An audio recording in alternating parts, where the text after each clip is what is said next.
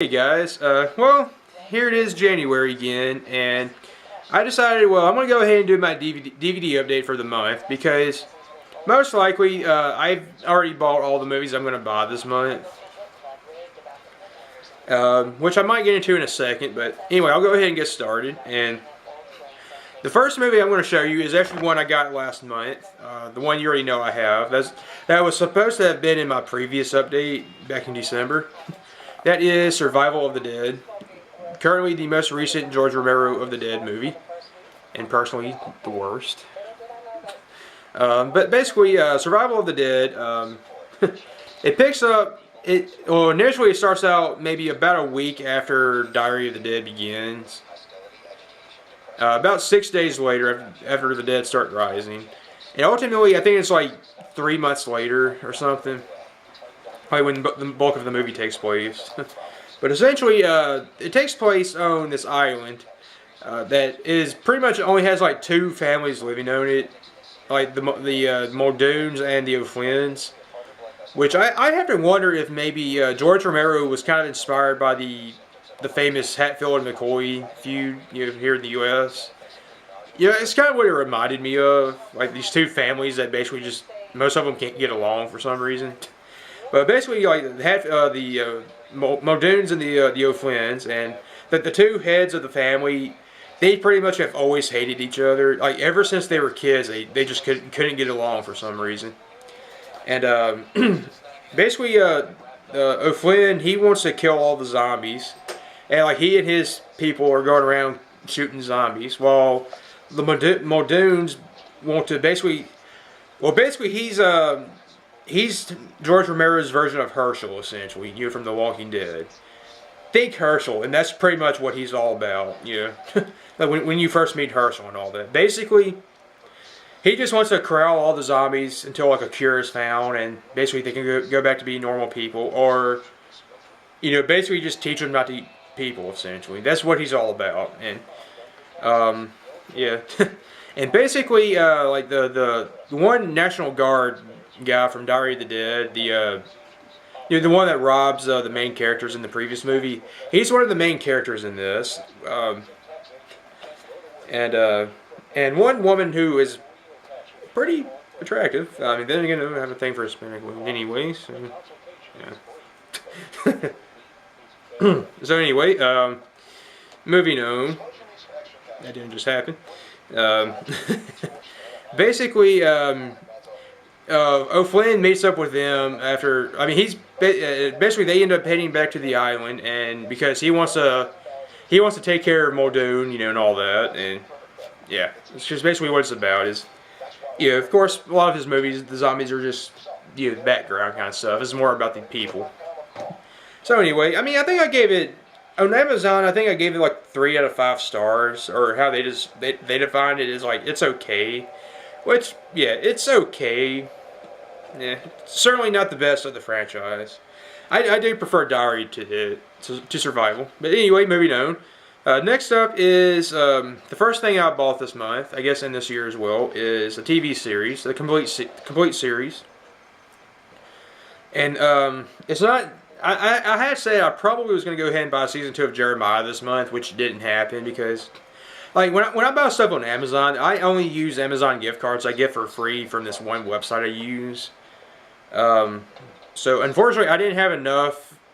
I didn't quite have enough to get season 2 because the price went back up to like $50-something. So yeah, I'm gonna have to end up buying that later. So for the time being.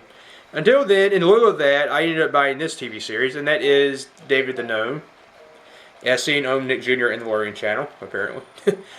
Nick Jr. was how I grew up watching the show as a kid. I remember, I have a lot of fond memories of watching this as a kid on Nick Jr. back in the early 90s. Around 1991 and 1992. And I did notice one difference is that like here in the U.S., this was called The Wonderful World of David the Gnome, not just David the Gnome. And the intro here in the U.S. that I grew up watching was a little different than what's on this DVD. The theme song is exactly the same, but otherwise it's different. So anyway, David the Gnome is Basically, it's about this gnome named David, who is voiced by Tom Bosley, the father from Happy Days, and his wife Lisa.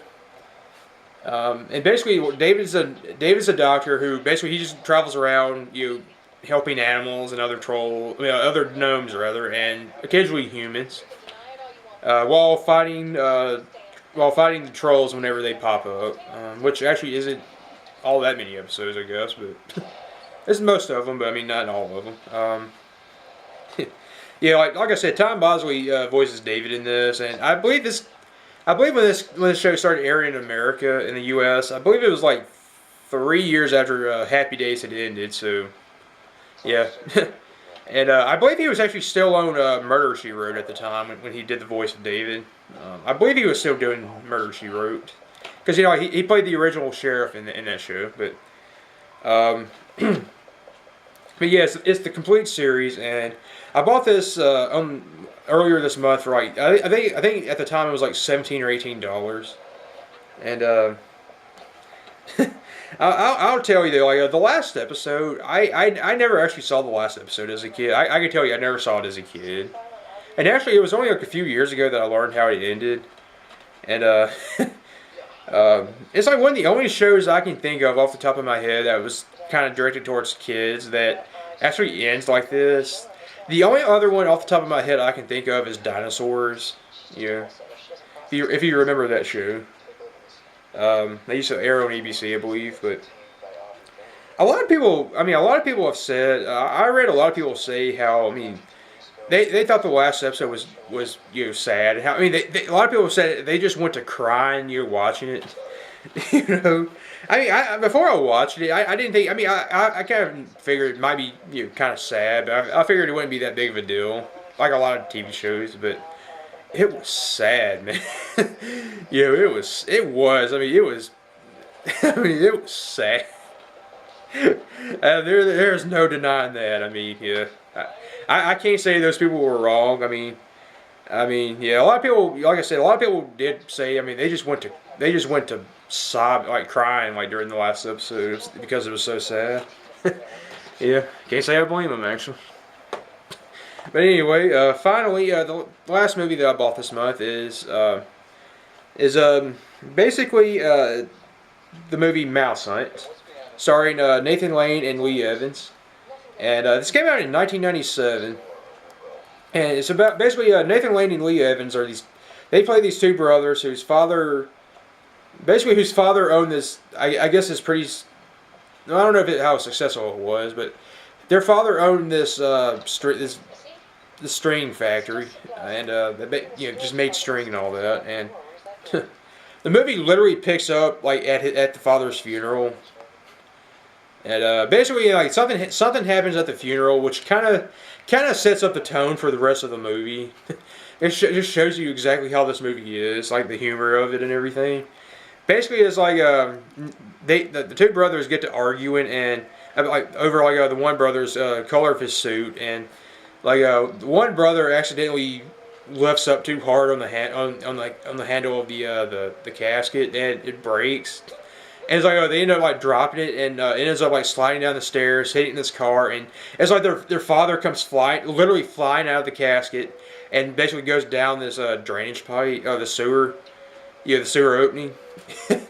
And that's kind of what the humor is like for the movie. It's kind of like a slapstick kind of movie where, yeah.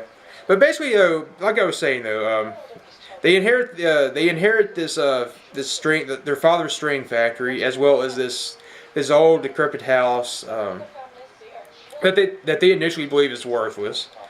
And while they're at doing the will, basically, a roach crawls into Nathan Lane's character's cigar box that he gets from his father, and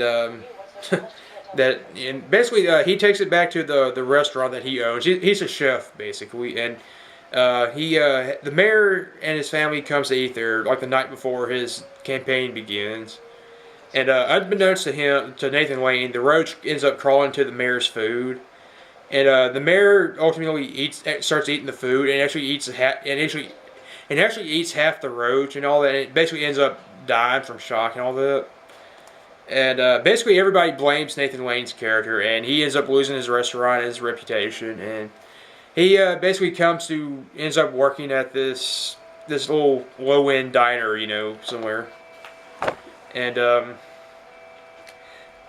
basically it turns out like too, like Lee Evans character, Lee Evans' brother's name is Lars. The character Lee Evans plays is named Lars, and his brother is named Ernie. You know, Nathan Lane. It's probably easier to say like that, but they basically Lars gets thrown out, you know, by his wife, who's basically just a very gold digging, selfish woman. And he ends up meeting again in this diner, and they basically they get to talking, you know, like just walking around, you know, outside, and and essentially, you know, they talk about like what's happened to him and everything, and basically neither one of them really have anywhere to live at that point. And so basically, what happens is they end up remembering that they inherited this old house from their father, and basically they end up like moving into the house. And at one point, they discovered that the house is actually like the last house this very famous architect built, like in the 1800s, and they find out that it's actually worth millions. And but it turns out though that there's a mouse that lives in the house, and and basically it's kind of funny because during when the guys doing when they're doing the will and everything. Yeah, the guy who's doing the will, like the lawyer who's doing the will, mentions the fact that the previous owner of the house was found locked in the trunk, and so it's kind of like it's implied. It's not really ever brought up again, except it kind of is, but it's one of those things you don't even think about. But it's kind of implied that like this mouse may have killed the previous owner. But anyway, basically that's kind of what the rest of the movie is about. It's basically them trying to get rid of this mouse, who just seems invincible almost, because it somehow escapes everything that they throw at it, except for the last thing they actually literally throw at it, oddly. But yeah, that's kind of like what most of the humor of the movie comes in, is basically their efforts to get rid of this mouse. You know, hence the name Mousehunt. I probably just explained this movie very horribly. Yeah. But yeah, that's basically the movie. I remember I used to watch this a lot when I was a kid. Like this came out when I was This came out when I was 11 years old, and I just remember getting this on VHS. I just remember watching this so much when I was a kid. I just decided to go ahead and buy it. I mean, I think I paid like, with counting the $2.98 for shipping, I think I paid like $3 and whatever cents for it. So I actually didn't pay much for this.